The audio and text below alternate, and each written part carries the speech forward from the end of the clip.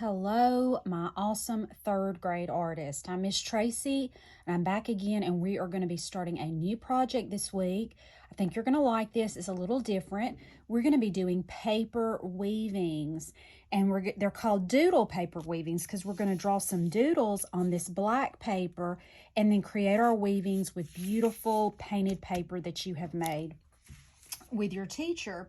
So before you start this, your teachers are going to find the video on YouTube called A Brief History of Weaving, and it's going to show you a little bit about weaving before you start.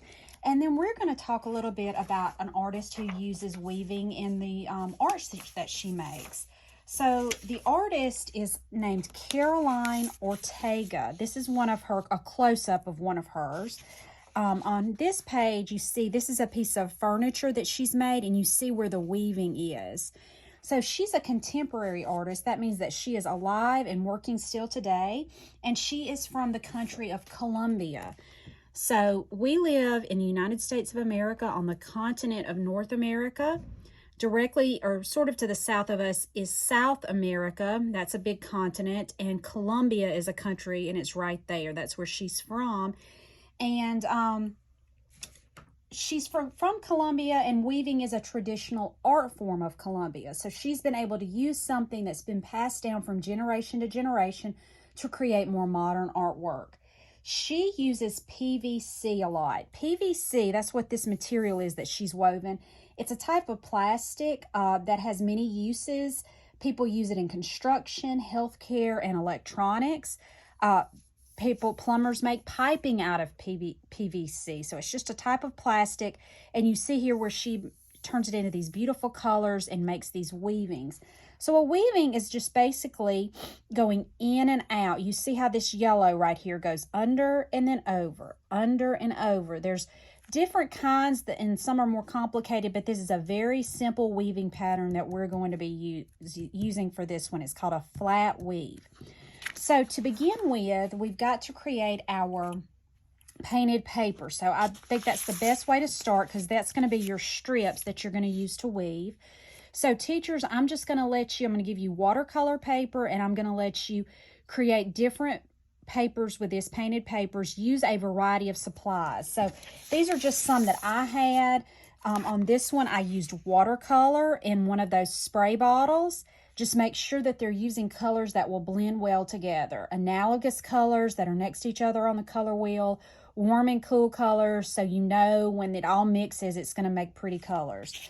This is one where I also used watercolor, but I added salt. So I painted the watercolor with paintbrush, and then I added salt to give me the neat texture. This is one where I used tempera paints, and I used a texture scraper. So teachers, we've done painted paper for a while. You know different techniques. Use those different techniques so that you have a variety of painted paper that you can let the students choose from.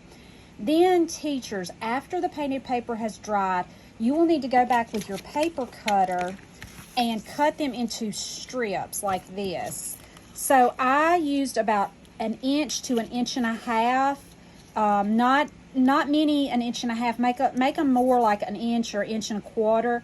You don't want them too big, but it'd be nice to have a variety of sizes, okay? So do that, and then that will be the strips that your students choose from later.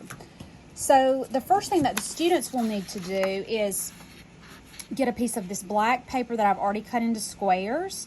Do not put your name label on the back yet because we've got to cut this and it might get messed up. So just right now, all you have to do, students, is write your name on the back. If your teacher wants you to write your teacher's name, then do that. But write that on the back. And then you're just going to get one of these white Jelly Roll pens, and you're going to start creating doodles on here. Your teacher has a doodle guide that just gives you some inspiration to look at. And she can put this on the Elmo so you can see it. But you're just going to start creating these doodles on here. And really not coloring a lot in with your marker, just creating lines and shapes, just all kinds of stuff. I'm making leaves right now. You're just doodling on this, but try to make them look neat and nice, and no writing. Let's not write people's names or words to a song or anything like that. We just want to create doodles. We're creating lines and shapes, okay?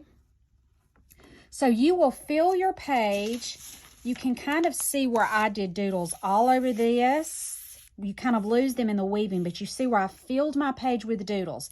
That will probably take at least 1 or 2 class periods to do. So we're just going to pretend like I have created doodles all over this. Then when you're finished with that, you are going to fold it in half with the doodles on the inside. So you're going to fold it in half. And you're going to take the side that is been folded. See, this is the open side. The open side needs to go up, the folded side down. And use a pencil or a white color pencil that you'll see. And you're going to draw some straight lines, about 6. Make them stop before you get to the edge, about 1 inch before you get to the edge of the paper, okay? So I've got 1, 2, 3, 4, 5, 6. If you do 7, that's fine. You don't want too many though. So around 6 is a good number. All right, now you're going to take your scissors. Remember, the folded side is here. And you're going to cut along those lines, stopping where you stop. You want to stop before you get to the edge of the paper. Stop before you get to the edge of the paper. That's very important. Now, you could have made these curvy lines, and you would have a different kind of weave. It's a little more, it's a little different, but I think you could do that if you wanted to. Zigzag lines, but the straight are just really easy. All right, now we're going to open it back up again. And so you're going to have these little openings in it, and that's what we're going to weave through. So remember, yours will be covered in doodles, but so then you're just going to start with your paper. Now, to make this look interesting, see, that's a little longer, and that's okay, that's good, because I like it where some of the pieces hang out over the edge, because we're going to put it on this brown piece of paper when we're finished. But teachers, sometimes on these, the students could tear off the very ends to give it a little texture at the end, just a little bit. Let them do that on a few of the pieces, just so it makes it look a little different. And I'm going to start at the bottom. So I'm going to start, you see there's a strip here. I'm going to go over that, and then I'm going to come up and go under. Over, under. Over, under. You're just creating a pattern of going over and under. And then I'm going to push it all the way to the edge like that. Now, you can go ahead if you want to and let the students put a little dot of glue here at the ends to hold it down, or you can let them do it when they finish. So then I'll go now with this one. So now we have to go opposite of what we just did. So I went over there, so I'm going to come up and go under here. See how that? So now you see that. The next one is just always opposite of the one you just did.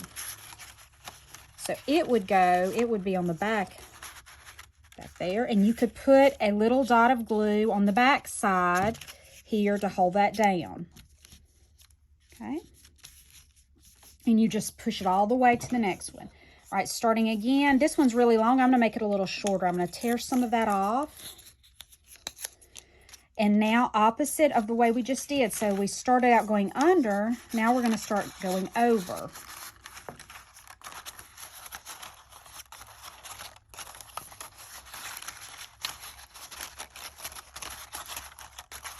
And all right, now that got us there, and then you could put your dot of glue just to hold that down.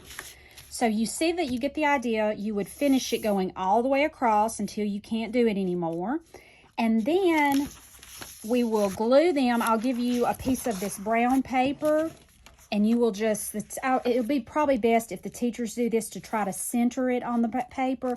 You will just glue it on there in the center for me. So if I need to mat these, it'll be nice and neat in the center, and then the students can put their name label on the back of that bumpy paper. So I cannot wait to see what these look like. Let me show you mine one more time. And your teachers, I have pictures of all this, but can't wait to see what these look like. When your teacher sends them back to me, I'm going to put them on Artsonia, and I'll even send some to the art show. So do your very best on this. See you next time. Bye.